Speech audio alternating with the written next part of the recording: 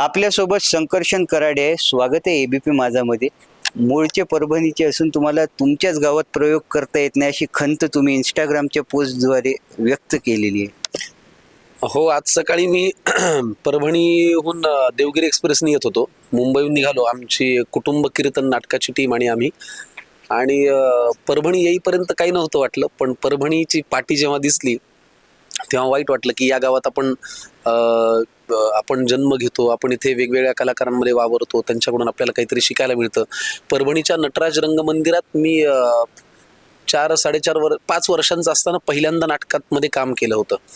तर मला असं खूप वाईट वाटलं की आपण ज्या गावात आहोत त्या गावात आपण लिहिलेल्या आणि आपण प्रमुख भूमिकेत काम करत असलेल्या व्यावसायिक नाटकाचा प्रयोग आपल्याला करता येत नाही.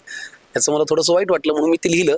माझी काही तक्रार नाही किंवा कुणाचा काय नाकर्तेपणा किंवा कुणी काय नाही केलं, मला याच्याविषयी काही भाष्य करायचं नाही. पण मला वाईट याचं वाटलं की आपण ज्या गावातून उमेद घेऊन मुंबईमध्ये काम करतो, लेखक म्हणून काम करतो, अभिनेता म्हणून काम करायचा प्रयत्न करतो, ते आपल्या गावात आपल्याला आपल्या माणसांसमोर प्रयोग करता येत नाही, याची खंत नक्की वाटली.